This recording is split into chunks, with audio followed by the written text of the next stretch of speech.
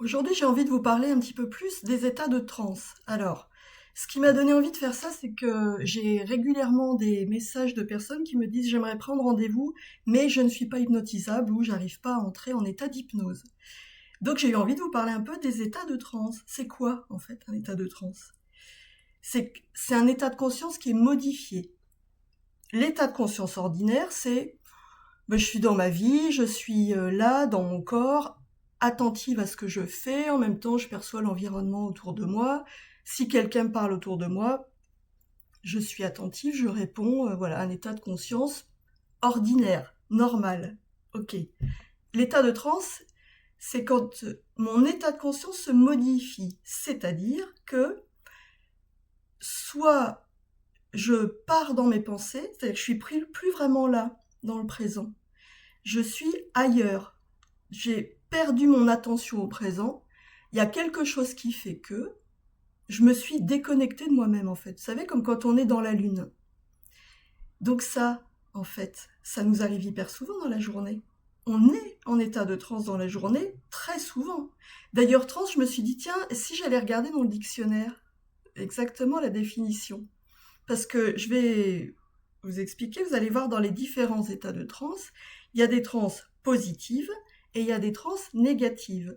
Et la définition dans le dictionnaire, j'ai trouvé ça assez drôle, j'avais pas pensé à aller voir avant, c'est la définition du Robert, inquiétude ou appréhension extrêmement vive. Bon ben là, on est clairement dans une transe négative. Alors, je vais vous donner plein d'exemples positif, négatif, et vous allez voir qu'on est dans la journée très souvent en état de transe. Et après, je viendrai à l'hypnose humaniste, où là c'est un état de conscience modifié, mais qui est différent, encore différent du reste. Parce que, état positif, alors un exemple que je cite souvent, je suis en voiture, sur un trajet qui est habituel, ou pas d'ailleurs, mais bon, voilà, je suis en voiture et je me perds dans mes pensées. Et tout d'un coup, je me rends compte parce que j'arrive chez moi où tout d'un coup je reprends conscience de la route et je me dis merde, mais tout le trajet là, ça fait, je ne l'ai pas vu. J'ai pas été attentive au trajet. Genre vous arrivez chez vous et vous vous dites mais waouh, je suis déjà chez moi mais j'étais barré ailleurs, j'ai pas fait gaffe à la route. Des fois ça peut être un peu effrayant ça quand ça a duré longtemps, mais en fait c'est que c'est l'inconscient qui a pris le relais, c'est les automatismes. Le corps sait conduire, donc on est passé en mode automatique. Ça c'est un état de transe. Un autre, euh, vous regardez un film.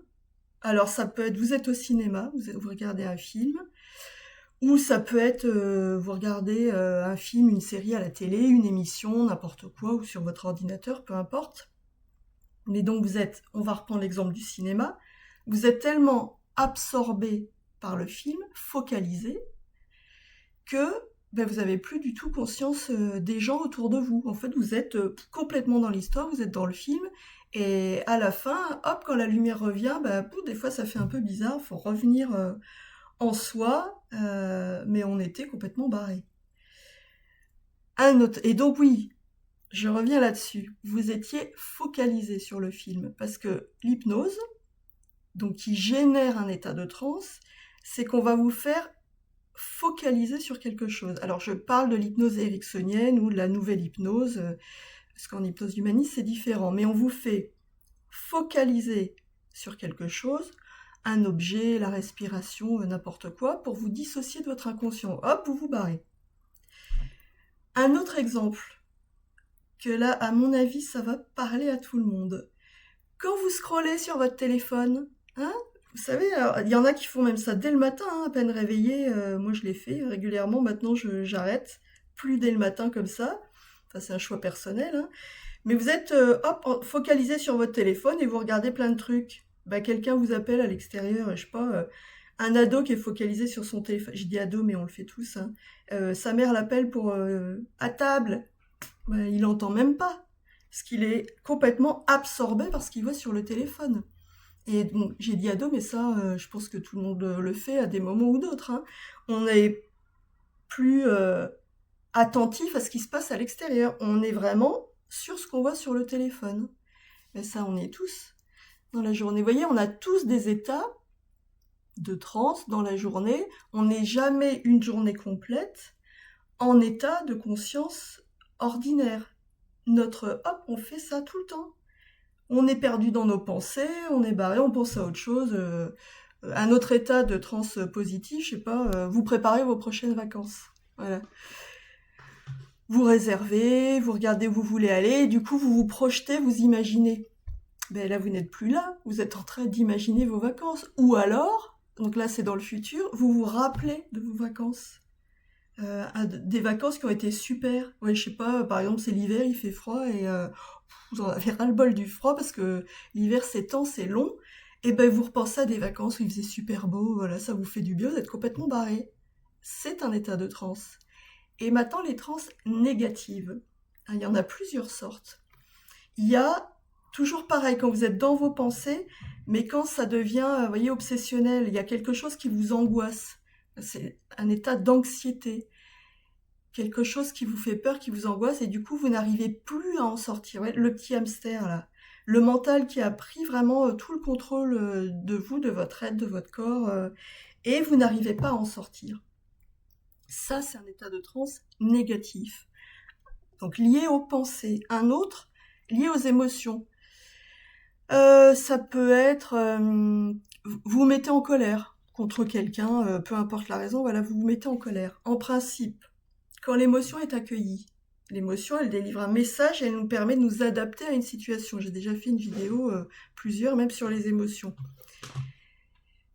Ça vous permet de réagir. On va dire, quand l'émotion est bien accueillie, vous réagissez, vous vous positionnez, vous vous exprimez, peu importe, mais l'émotion, après, elle passe. Et quand elle passe pas, vous êtes en colère, vous n'arrivez pas à sortir de la colère. Et ça continue, vous êtes en colère. Elle s'entretient toute seule, la colère. Vous restez dans cet état-là sans arriver à en sortir. C'est une transe négative. Vous n'êtes plus dans le présent, dans votre état de conscience ordinaire, attentif aux autres. Vous êtes comme prisonnier de votre colère. Vous êtes enfermé dans votre colère. Je dis colère, mais ça peut être d'autres émotions, hein. Qui sont pas agréables, ça peut être, j'en sais rien, la culpabilité, la honte, la peur, il y en a plein. Et en tout cas, quand vous n'arrivez pas à en sortir, c'est un état de transe négatif. Qu'est-ce qu'il y a d'autre? Une douleur. Les gens qui ont des douleurs chroniques, une douleur très très forte, ben c'est pareil, on n'arrive plus à en sortir, ça devient obsessionnel, on est comme enfermé dans la douleur, on ne pense plus qu'à ça, et du coup, pareil, on se focalise sur la douleur, et on perd la conscience de ce qu'il y a à l'extérieur. Ça prend toute la place. Donc on n'est pas dans un état de conscience ordinaire. Il y en a sûrement d'autres que j'oublie, forcément. Là, ça me revient pas, mais vous voyez, c'est pour vous expliquer que il y a plein d'états de transe dans la journée, c'est normal, on n'est jamais complètement dans le présent, attentif aux autres partout. Et donc, l'intérêt de l'hypnose humaniste, c'est quoi la différence en hypnose humaniste? C'est qu'on change d'état de conscience aussi, donc c'est également un état de conscience modifié, mais on va pas vous couper de l'inconscient. En hypnose humaniste, au contraire, on devient super conscient. C'est-à-dire qu'on est en état de conscience augmenté. Donc, on est hyper attentif à tout. Et c'est comme si on est toujours là, présent dans notre corps, présent à ce qui est, mais en même temps, c'est comme si on grandissait. Notre corps, il grandit, donc il a une autre vision. Il a accès à d'autres ressources. C'est comme si on se... J'allais dire, oui, je vais le dire comme ça, c'est comme si on se reliait à plus grand que soi, mais tout en restant soi. État de conscience augmenté. On devient super conscient. Donc quand on fait ça et qu'on devient super conscient, eh ben forcément on sort de l'état de transe négatif dans lequel on était. Donc paradoxalement, hypnose humaniste, le but, c'est de sortir de ces états de transe pour devenir super conscient et pour pouvoir aller vraiment à la source, à l'origine des problèmes et pouvoir transformer une situation ou se transformer, nous qui on est en profondeur. Voilà, donc les gens qui me disent je ne suis pas hypnotisable, je suis beaucoup dans mes pensées. Le seul moyen de savoir, c'est d'essayer. Moi, je pense que tout le monde peut atteindre cet état de super conscience. Après, il est vrai que pour certains, quand on est vraiment enfermé dans ces états-là de transe négative depuis longtemps et qu'on n'arrive pas à en sortir, eh ben peut-être que ça peut prendre un peu plus de temps que pour d'autres. Et c'est comme tout, plus on pratique et plus ça devient facile. C'est comme apprendre à jouer d'un instrument, faire un sport, n'importe quoi. Plus on fait, plus ça devient facile. Et moi, mon rôle, c'est de vous accompagner là-dedans. Donc certains, eh ben, ça va être, je les accompagne pendant 10 minutes d'induction pour vous aider à grandir et être dans cette super conscience. Mais il y en a d'autres, ça va être beaucoup plus long. Et puis, il y a plein de manières d'y arriver pour être super conscient. Donc, ben, je sais pas, peut-être que certains qui sont tellement fermés dans les pensées, ça va pas se faire en une séance. Mais on arrive quand même, plus ou moins, même pour ceux pour qui c'est super difficile, à sortir un peu de ces états de transe négative, et puis s'il y a besoin, on refait. Si ça marche pas d'un coup, c'est pas grave, on refait, mais on peut y arriver, vraiment. Moi, j'ai la conviction que tout le monde peut y arriver. Voilà ce que j'avais envie de partager un peu avec vous aujourd'hui, pour vraiment vous rendre compte, partager avec vous tous les bienfaits de cette hypnose humaniste que moi je trouve fantastique. Travailler avec cet outil-là, ça permet non seulement de se transformer une problématique, mais de se transformer soi en profondeur et devenir super conscient. Je trouve que c'est quelque chose de formidable. Voilà, écoutez, comme d'habitude, si cette vidéo vous a plu, merci de liker, de partager, de vous abonner si vous souhaitez être tenu informé, notifié de mes prochaines vidéos. Et si vous voulez me contacter, eh ben, mes coordonnées sont dans le descriptif de la vidéo et j'ai toujours grand plaisir à lire vos commentaires. Donc si vous avez envie de partager, n'hésitez pas. À très bientôt!